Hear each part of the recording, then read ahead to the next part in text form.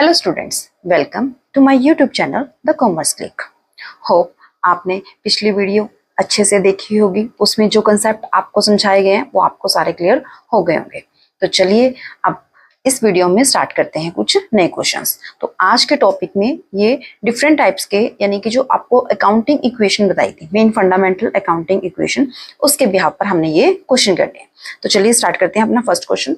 First question में क्या बोला गया है, if total assets of a business are ₹2 lakh, यानी कि एक बिजनेस की आपको टोटल असेट्स बताइए 2 लाख रुपीज की। नेटवर्थ को किसको बोलते हैं, कैपिटल को कहा जाता है, इज ₹1,50,000। वो कितने की आपकी 1,50,000 रुपीज की। तो हमने क्या कैलकुलेट करने हैं, क्रेडिटर्स कैलकुलेट करने हैं। तो हम स्टार्ट करते हैं। पहले हमारे पास जो इन्फॉर्मेशन है हम वो राइट डाउन कर लेते हैं अपने पेपर पर, ठीक है ना, कि हमें क्या क्या दिया हुआ है। इस ट्रांजेक्शन जो क्वेश्चन है इसके अंदर हमें एक तो क्या बताई हुई है, हमारी असेट्स गिवन है, कितनी वैल्यू की है, ₹2 लाख की, कि 2 लाख रुपीज की हमारे पास क्या है, असेट्स है।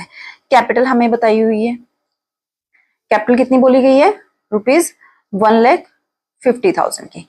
अब हमने कैलकुलेट क्या करने हैं, क्रेडिटर्स उसने पूछे हैं, बताइए हमारे बिजनेस के फिर क्रेडिटर्स कितने हैं।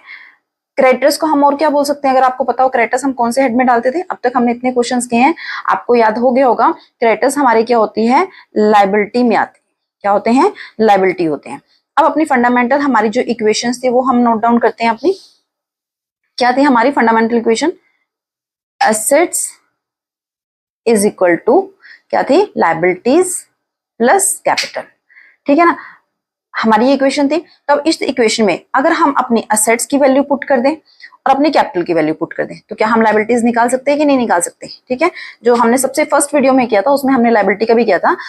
इतनी अगर आप कहते हो कि ट्रांजिशन हमें इक्वेशन नहीं याद होती है, तो आप एक इक्वेशन से भी तीनों में से अगर 2 आइटम हमारे पास हो, हमें गिवन हो, तो हम एक निकाल सकते हैं।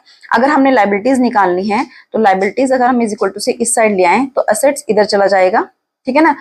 असेट्स माइनस कैपिटल अगर हम करेंगे, यही होता है ना मैथ में, आपने किया होगा कि इज इक्वल टू से इधर जाते हैं, लायबिलिटीज को हम एक साइड में रख लेते हैं इक्वल से, कैपिटल को जब हम इधर उठा के लाएंगे असेट्स की साइड में तो वो माइनस में हो जाएगी। तो लायबिलिटी के लिए क्या इक्वेशन बन जाएगी, असेट्स माइनस कैपिटल। तो हमने लायबिलिटी यानी कि जो हमसे क्रेडिटर्स पूछे गए हैं, ठीक है, क्रेडिटर्स जो हमसे पूछे गए हैं जो किस में आते हैं, हमारी लायबिलिटी में आते हैं, तो ये हम अपनी असेट्स की वैल्यू लिख दीजिए 2 लाख रुपीज, माइनस कैपिटल लिख दीजिए 1,50,000 रुपीज की। तो कितना आंसर आ गया बेटा आपका, 50,000 रुपीज के जो है ये हमारे क्रेडिटर्स आ गए। आई थिंक क्लियर है कि हमने 50,000 कैसे कैलकुलेट किया।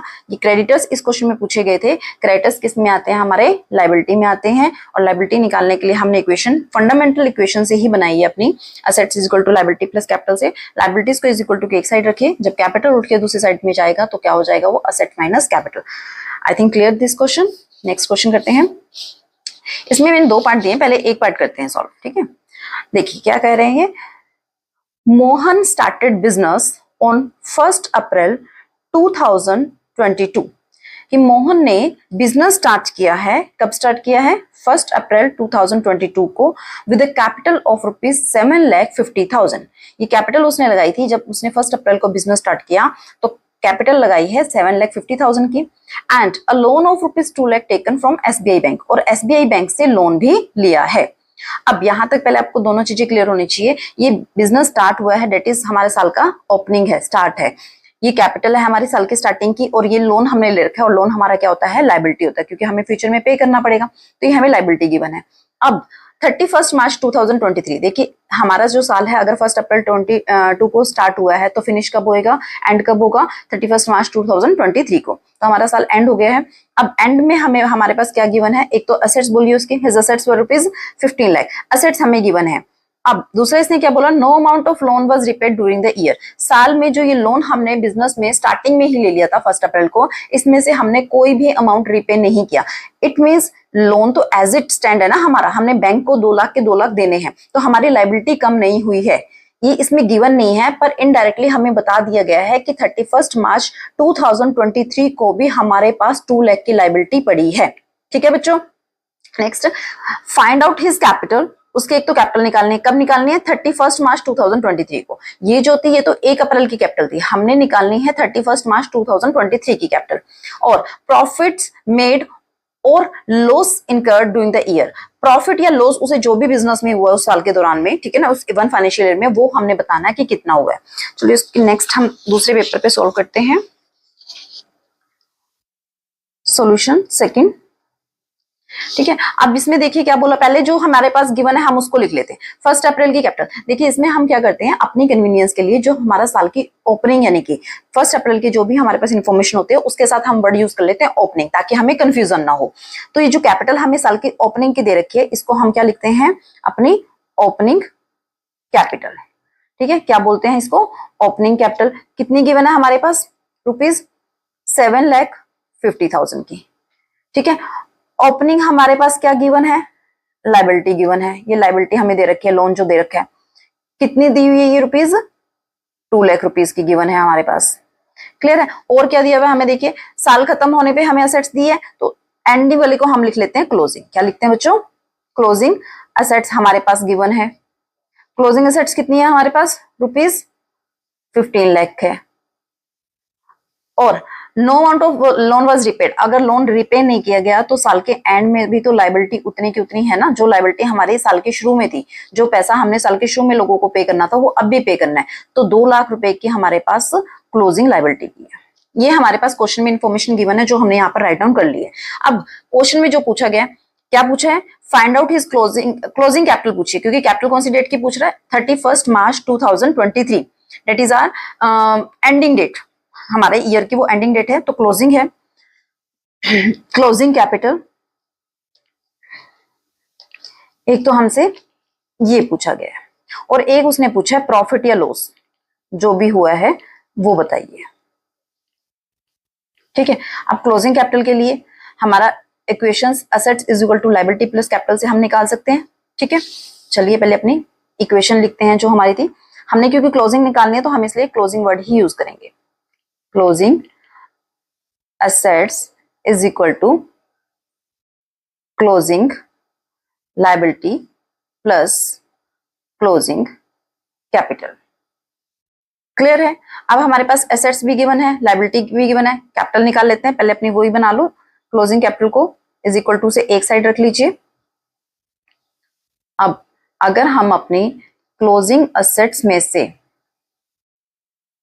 क्लोजिंग लाइबिलिटीज को माइनस कर देंगे तो हमारे पास कैपिटल निकल जाएगी। यही रहेगा ना, capital is equal to assets minus liability, यही था ना, assets is equal to liabilities plus capital. Closing क्यों लगा रहे हैं, क्योंकि हमें at the end of the year की चाहिए, ठीक है। अब इसमें अपनी वैल्यू पुट कर लेते हैं। क्लोजिंग असेट्स हमने लिखी हुई है, रुपीज कितने की है, 15 लाख की है। और क्लोजिंग लायबिलिटी कितनी की है हमारे पास, ₹2 लाख की है। तो ये हमारे पास क्लोजिंग कैपिटल कितनी निकल कर आ गई है, ₹13 लाख। क्लियर। एक तो यही पूछा था उसने कि क्लोजिंग कैपिटल बताइए, this is the first answer जो उसने पूछा था इस क्वेश्चन में कि हमारी क्लोजिंग कैपिटल बताइए, ये हो गया। एक उन्होंने पूछा है प्रॉफिट या फिर लॉस बताइए, जो भी होता है इसमें।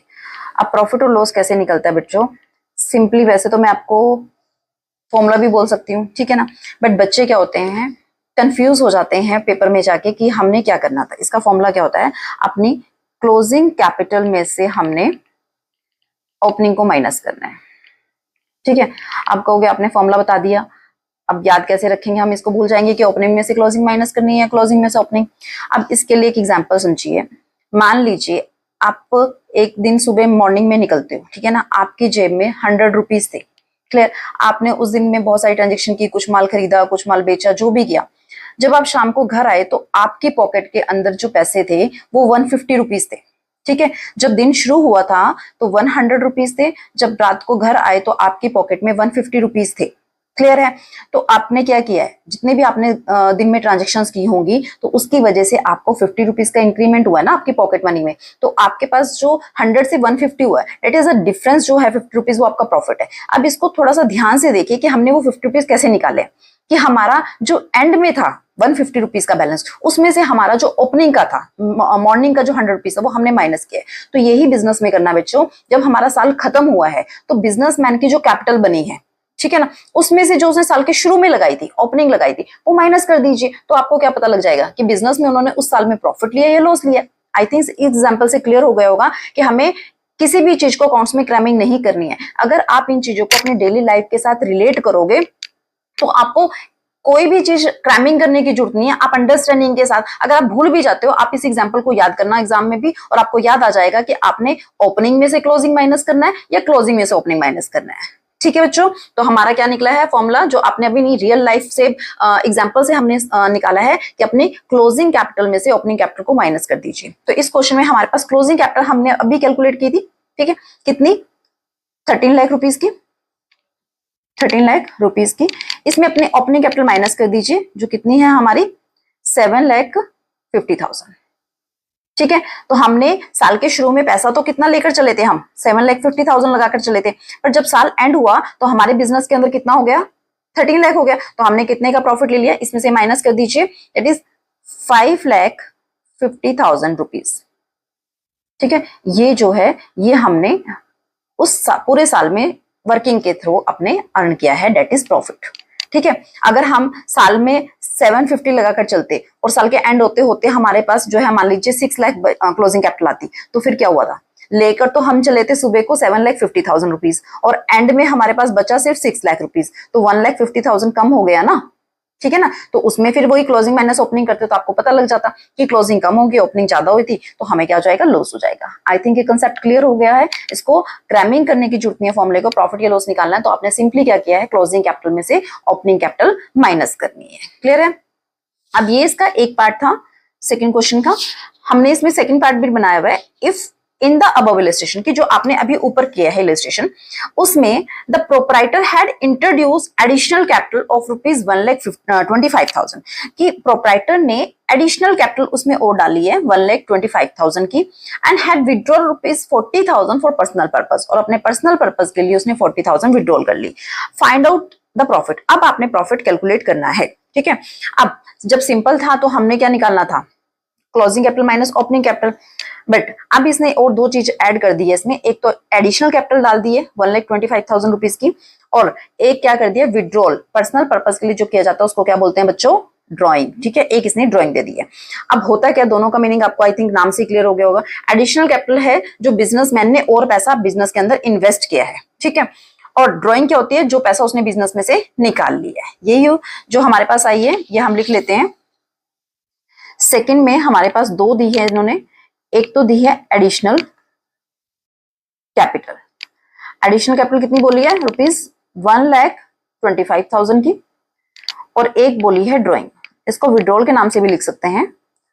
ड्राइंग कितनी बोली है, रुपीज 40,000। चेक कर लें, 1,25,000 एंड 40,000। ठीक है, क्लियर, आई थिंक ये है। अब प्रॉफिट का फॉर्मूला तो वही रहेगा, प्रॉफिट या लॉस कैलकुलेट करने के लिए क्लोजिंग माइनस ओपनिंग। ठीक है, अब आपने क्या करना है, जो एडिशनल कैपिटल बिजनेसमैन ने और डाली है, बिजनेस में जाके उसने प्लस की है, जब हमने कैलकुलेट करना है उसको हमने अपोजिट करना है, माइनस कर देना है। ठीक है, और ड्राइंग उसने निकाली है पर हमने क्या कर देना है, बैक करना है, बैकवर्ड करना है, हमने ड्राइंग को क्या कर देना है, प्लस कर देना है। अब आप कहोगे होता तो उल्टा है, बिजनेस में जब एडिशनल कैपिटल डाली जाती है तो वो कैपिटल को बढ़ाती है, कैपिटल को प्लस करती है। ठीक है, और जब ड्राइंग विड्रॉल करती है तो कैपिटल को माइनस करती है। तो आप इसमें उल्टा कर रहे हो, एडिशनल कैपिटल जो प्लस होनी चाहिए आप माइनस कर रहे हो, और जो ड्राइंग माइनस होनी चाहिए हम उसको प्लस कर रहे हैं। बिकॉज इसका रीजन है क्योंकि हम इन चीजों को ऐड कब करते हैं, जब हम ओपनिंग कैपिटल से साल के स्टार्टिंग से हम एंड की तरफ चलते हैं, तब हम इन चीजों को क्या करेंगे, प्लस करेंगे ना, प्लस वाली चीज को माइनस को वाली को माइनस करेंगे, यानी कि ड्राइंग को माइनस एडिशन को प्लस। क्लियर, बट इसमें हमने किधर जाना है, क्लोजिंग से ओपनिंग की तरफ, डिफरेंस की तरफ जाना है। तो जब हम रिवर्स चलते हैं किसी भी चीज को तो साइन भी तो क्या हो जाएंगे, उल्टे हो जाएंगे। तो इसलिए जब हम क्लोजिंग कैपिटल में से ओपनिंग कैपिटल माइनस करेंगे प्रॉफिट के लिए, तो इन चीजों को जो आपको लगता है कि एडिशन कैपिटल बिजनेस में प्लस की जाती है, हम उसको रिवर्स करेंगे, माइनस करेंगे, और विड्रॉल जो बिजनेस में से निकाली जाती है, ठीक है ना, पर हम उसको यहाँ क्या करेंगे, अपनी एक्चुअल में प्रॉफिट को कैलकुलेट करने के लिए हम उसको प्लस कर देंगे। आई थिंक क्लियर हो गया फॉर्मूला। अब प्रॉफिट को कैलकुलेट करने के लिए हम क्या करेंगे, अपने क्लोजिंग कैपिटल में जो हमारी क्लोजिंग कैपिटल है वो तो इसी क्वेश्चन के अकॉर्डिंग रहेगी, ठीक है ना, जो भी हमारी क्लोजिंग कैपिटल थी उसमें से एडिशनल कैपिटल हम क्या करेंगे, रिवर्स में चल रहे हैं, इसलिए एडिशनल कैपिटल को हम क्या कर देंगे, माइनस कर देंगे। ठीक है, ड्राइंग को हम क्या करते हैं, माइनस करते हैं, पर यहां हम रिवर्स चलने की वजह से क्या कर देंगे, इसको प्लस कर देंगे, और हमने ओपनिंग कैपिटल हमारी माइनस ही होगी जो हमने बिजनेस के स्टार्टिंग में लगाई थी। क्लियर है? तो इसका फॉर्मूला बन गया। अब वैल्यू पुट कर लीजिए। क्लोजिंग कैपिटल कितनी है? ₹13 lakh minus additional capital 1,25,000 plus drawing 40,000 minus opening capital 7,50,000। इनके साथ रुपीस का साइन लगा लेना बच्चों, क्योंकि रुपीस में है। ठीक है, अब इसकी कैलकुलेशंस करते हैं। कितना आएगा ये? पहले प्लस वाली चीजें कर लेते हैं। 13,40,000 ये हो जाएगा। अब माइनस वाली घटी कर लेते हैं।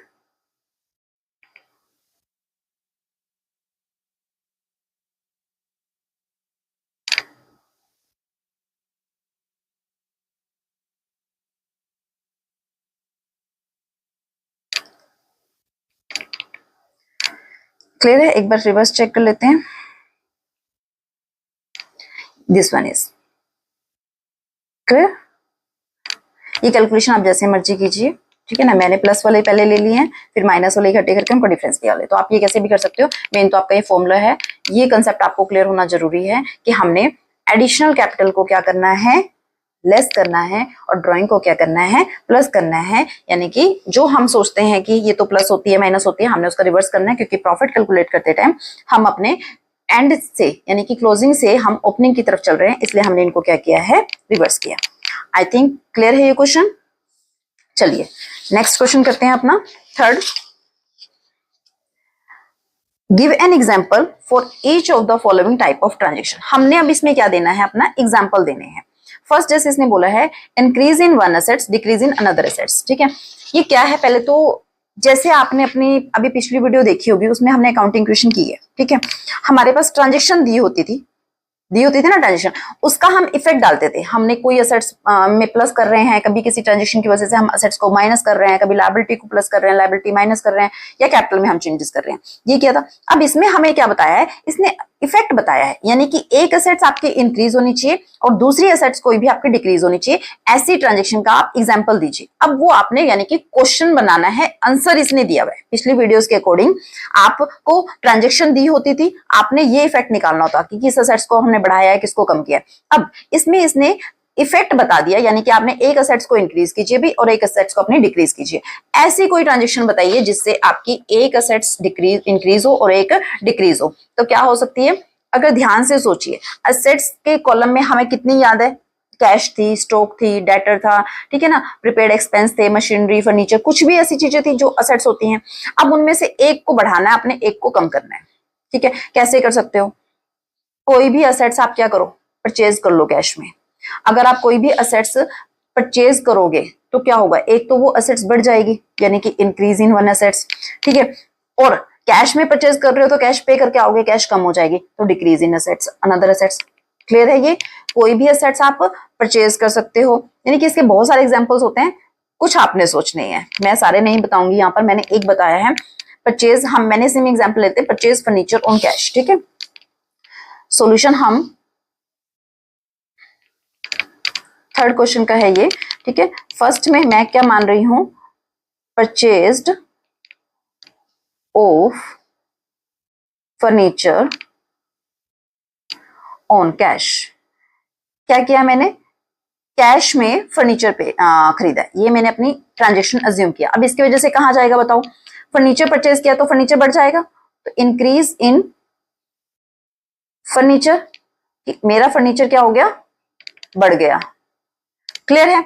अब कैश में किया है तो कैश क्या हो गई होगी? पे करके आए होंगे, डिक्रीज हो गया होगा, डिक्रीज इन कैश, कैश कम हो गया। तो एक असेट्स मेरी बढ़ गई है और एक असेट्स मेरी कम हो गई है। यही क्वेश्चन था, एक असेट्स इंक्रीज होनी चाहिए और एक असेट्स डिक्रीज होनी चाहिए। I think clear. Second, increase in assets increase in liability, कि मेरी असेट्स भी बढ़नी चाहिए और मेरी लायबिलिटी भी बढ़नी चाहिए। एक तरफ से तो हमारी असेट्स बढ़ जाए और एक तरफ से हमारी क्या बढ़ जाए? लायबिलिटी बढ़ जाए। तो हम कुछ भी परचेज कर ले, कोई भी असेट्स परचेज कर लो, वो बढ़ जाएगी। उधार में कर लीजिए तो लायबिलिटी बढ़ जाएगी। ठीक है ना, तो मैं क्या करती हूँ यहाँ पर? Purchase goods on credit. जब ये ट्रांजेक्शन हमने की थी, इसका दो जगह इफेक्ट किया था। गुड्स परचेज करने से क्या हुआ था? हमारी इंक्रीज इन स्टॉक, स्टॉक में बढ़ा के लिखते थे ना हम, इंक्रीज इन स्टॉक। तो एक तरफ तो हम स्टॉक में बढ़ाते थे, दूसरा हम उधार में खरीदते थे तो क्या होता था, क्रेडिटर्स बढ़ जाते थे ना। तो यहां पर लिख दीजिए इंक्रीज इन क्रेडिटर्स, जो हमारी क्या होती है, लायबिलिटी होती है। यही बढ़ाना था हमने, क्या करना था, असेट्स में इंक्रीज, लायबिलिटी में इंक्रीज। देखिए स्टॉक असेट्स होती है, असेट्स में इंक्रीज हो गया, और क्रेडिटर्स हमारी लायबिलिटी होते हैं तो लायबिलिटी में इंक्रीज हो गया। ठीक है, नेक्स्ट थर्ड ट्रांजेक्शन है increase in assets, increase in capital. एक तो हमारी असेट्स इंक्रीज होनी चाहिए और एक हमारी कैपिटल इंक्रीज होनी चाहिए। तो कैसे होगी, हमारी कैपिटल भी बढ़ जाए और हमारी असेट्स भी बढ़ जाए। सोचिए, अगर आपके माइंड में आ रहा है तो अच्छी बात है। रिवेन्यू रिसीव, कोई भी आप अगर इनकम रिसीव्ड करोगे, ठीक है, तो उससे क्या होगा, हमारा एक तो हमारी कैश बढ़ जाएगी, कैश आएगी, और दूसरी तरफ से हमारी क्या होगा, कैपिटल इंक्रीज हो जाएगी। तो मैं यहाँ पर रिज्यूम कर रही हूँ रेंट रिसीव। कोई भी इनकम अगर आपको मिलती है, आप रिसीव्ड करते हो, तो वो एक बार तो आपकी क्या होती थी, कैश में बढ़ती थी ना, कैश में प्लस हो जाती थी, और एक बार कैपिटल में जाके ऐड हो जाती थी। तो एक बार तो हमारी क्या हुई, इंक्रीज इन कैश, कैश बढ़ा दी, और एक बार हमने उसे क्या किया, कैपिटल में ऐड करते थे, तो इंक्रीज इन कैपिटल। क्लियर, यही उसने बोला था कि एक बार हमारी एसेट्स इंक्रीज हो, एक बार कैपिटल इंक्रीज हो, तो यही हमने लिख दिया, इससे इंक्रीज एक बार हमारी एसेट्स और एक बार हमारी कैपिटल। आई थिंक क्लियर है ये सारी। तो ये आपके आज की असाइनमेंट थी, जो हमारे क्वेश्चंस की, ये हमने सारी सॉल्व कर ली है। तो चलिए, अब आपके लिए इस वीडियो में क्या काम है, एक तो आपके लिए यही क्वेश्चन, ठीक है, जो आपको स्क्रीन पे दिख रहा है, जो मैंने अभी आपको सॉल्व कराया, अपने हाथ से करना है प्रैक्टिस के लिए, और एक आपके लिए ये आपका प्रैक्टिस क्वेश्चन है। ठीक है, इसमें जितने भी आपको ये दिख रहे हैं, 3 क्वेश्चन मैंने दिए हैं, सेम जैसे मैंने आपको कराए हैं ऐसे ही हैं। तो ये आपने खुद से करने हैं प्रैक्टिस के लिए, और इसको हम अपने नेक्स्ट वीडियो में डिस्कस करेंगे कि क्या इसका सॉल्यूशन आएगा। अब लास्ट वीडियो में जो हमने प्रैक्टिस क्वेश्चन किया था, उसकी टर्न है, जो आपने अपने आप से सॉल्व किया होगा। This is the practice question of last video. चलो इसको पहले हम क्लियर करते हैं, क्या क्या बोला गया है। फर्स्ट ट्रांजेक्शन आई थिंक आपको क्लियर होनी चाहिए अब तक। Started business with cash ₹1 lakh, goods worth ₹20,000। तो बिजनेस स्टार्ट किया है, कैश में प्लस हो जाएगा, इंक्रीज हो जाएगा ₹1 लाख, गुड्स से हमारे स्टॉक हो जाएगा प्लस 20,000, और दोनों को मिलाकर यानी कि 1,20,000 से हमारी कैपिटल इंक्रीज हो जाएगी। Clear, next, sold 50% of the above goods at a profit of 2,000 on credit to Ram. क्या कहा गया, सिर्फ बच्चों पहले ना ट्रांजेक्शन को आपने एटलीस्ट 2 बार तो पढ़ना ही पढ़ना है, उसको मीनिंग निकालना है कि उसमें बोला क्या जा रहा है। ठीक है, बच्चे क्या गलती करते हैं, जल्दी जल्दी में पढ़ते कुछ है, समझते कुछ और लिखते कुछ है। तो जो आप मिस्टेक करते हो कि आप ट्रांजेक्शन का मीनिंग नहीं निकालते हो, तो आपने ये गलती नहीं करनी है। पहले उसका मीनिंग समझना है कि उस ट्रांजेक्शन में क्या बोला गया है। जैसे इसमें क्या बोला है, हमने 50% जो गुड्स है वो सोल्ड की है, कितनी बेची है, 50%। कौन सी, किसका 50%, ऑफ द अबव गुड्स, जो ऊपर है, ऊपर कितनी गुड्स है, 20,000। इस 20,000 गुड्स का 50% आपने सेल किया है। अब कैसे सेल किया, एट अ प्रॉफिट ऑफ 2,000, आपने 2,000 का प्रॉफिट लिया है उस सेल में। ठीक है, ऑन क्रेडिट, उधार में बेची है, किसको बेची है, राम को बेची है। क्लियर है, क्या बोला गया, 20,000 की गुड्स में से 50% सेल किए हैं, प्रॉफिट का लिया हमने ₹2,000, क्रेडिट में बेची है राम को। क्लियर, अब आपको पता है सेल वाले में हमारे पास कितनी चीजें होनी चाहिए, 3 चीजें। मैं वर्किंग नोट के थ्रू आपको दिखा रही हूं। उधार में बेची है, देखिए मैंने हेडिंग डाला क्रेडिट। कॉस्ट प्राइस कैसे निकलेगा, जितने में आपके अब कितने बेच रहे हो, 20,000 का 50%, 20,000 का जब 50% कैलकुलेट किया 10,000, this is our cost price. Profit कितना ले रहे हो, 2,000, प्रॉफिट 2,000। सेल प्राइस कैसे निकलेगा, कॉस्ट प्राइस में प्रॉफिट ऐड कीजिए तो सेल प्राइस। ठीक है, अब ये कहां जाता है, जब 3 चीजें आ गई, ट्रांजेक्शन सॉल्व हो गई ना, अब आपको पता है कहां जाएगा, cost price is always deducted from the stock. Sale price कैसे है, उधार में है, तो उधार वाली एंट्री कहां जाती है, डेटर्स क्रिएट होते हैं सेल में, तो डेटर्स में चले जाएंगे। क्लियर, अब प्रॉफिट आपको पता है कहां जाता है, कैपिटल में ऐड होता है। Right, next, Ram paid 90% of his amount in full settlement. अब पहले तो इस ट्रांजेक्शन को समझिए क्या बोला गया। अब बच्चे क्या करते हैं, परसेंटेज देख के कंफ्यूज हो जाते हैं, ओहो इतनी मुश्किल ट्रांजेक्शन आ गई। मुश्किल कोई नहीं है, इसने क्या बोला है, राम ने अपने अमाउंट जो भी उसने पे करनी थी उसका 90% पे किया, और क्या बोल दिया, फुल सेटलमेंट। फुल सेटलमेंट वाला कल कॉन्सेप्ट लास्ट वीडियो में समझाया था कि फुल सेटलमेंट का मतलब क्या होता है।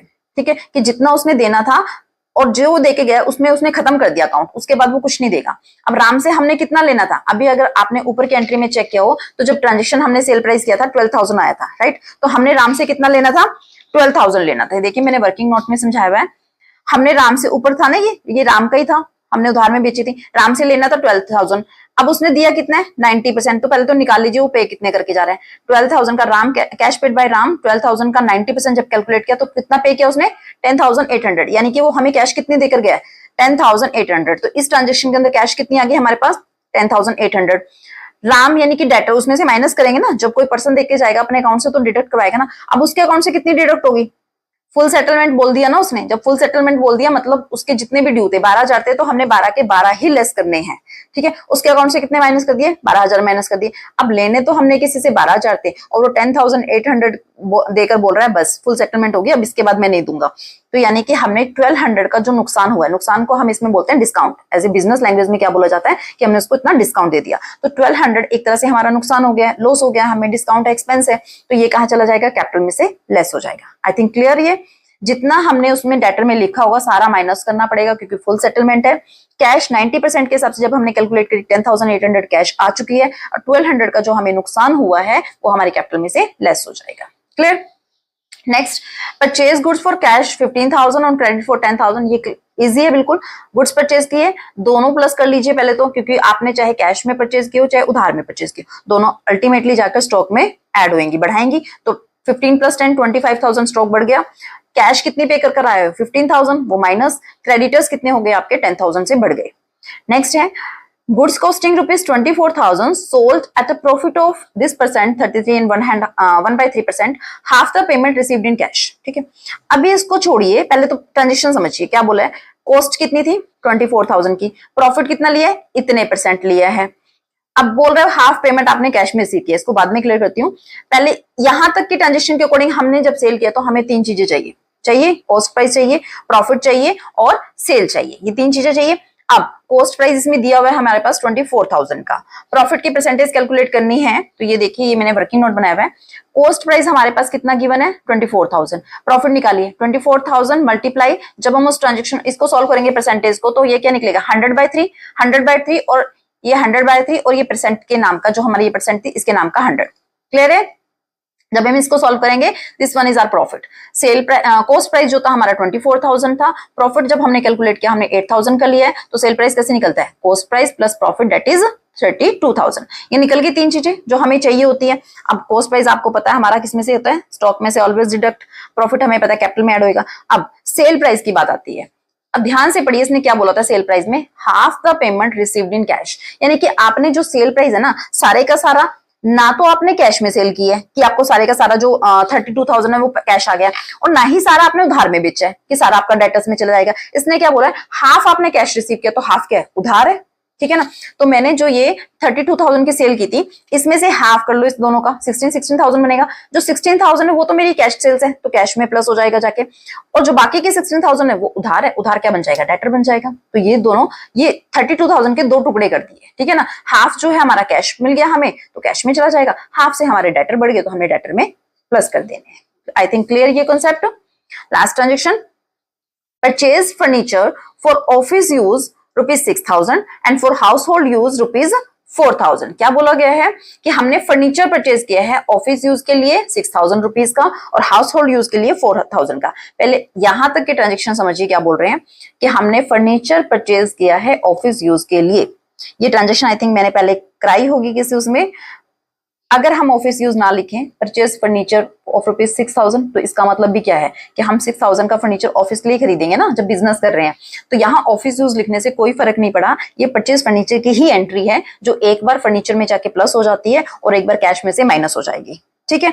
तो ये आप ऑफिस यूज देख के कंफ्यूज मत होना। और दूसरा फॉर हाउस होल्ड यूज, ये लास्ट वीडियो में भी समझाया गया था कि जब भी अगर कोई असेट्स आप हाउस होल्ड यूज के लिए परचेज करते हो तो वो असेट्स बिजनेस की नहीं बनी है, इसलिए उसमें असेट्स का कोई मतलब नहीं है। वो 2 जगह जैसे आप कैश विड्रॉल करते हो ऐसे ही जाएगी, एक बार कैश में से माइनस और एक बार कैपिटल में से माइनस। तो ये देखिए ऑफिस यूज के लिए जो आपने फर्नीचर खरीदा 6,000 का वो एक बार कैश में से माइनस और एक बार फर्नीचर में प्लस। हाउस होल्ड यूज के लिए जो आपने फर्नीचर खरीदा है वो एक बार कैश में से माइनस एक बार कैपिटल। तो कैश में से दोनों माइनस करने, 6,000 भी करना है 4,000 भी, तो अल्टीमेटली टोटल करके हम कैश में से इकट्ठा माइनस कर देंगे 10,000, और फर्नीचर में आपका ये ऑफिस यूज वाला जाएगा 6,000 का, और जो 4,000 का हाउस होल्ड वाला था वो कैपिटल में से माइनस हो जाएगा। क्लियर? तो ये रहा आपका इसका सॉल्यूशन। आप वीडियो को पॉज करके या स्क्रीनशॉट लेकर इसका सॉल्यूशन चेक कर सकते हैं। होप आपको आज की वीडियो अच्छी लगी होगी, कंसेप्ट आपको सारे क्लियर हो गए होंगे। Thank you so much. चलो मिलते हैं अपनी नेक्स्ट वीडियो में। Thank you.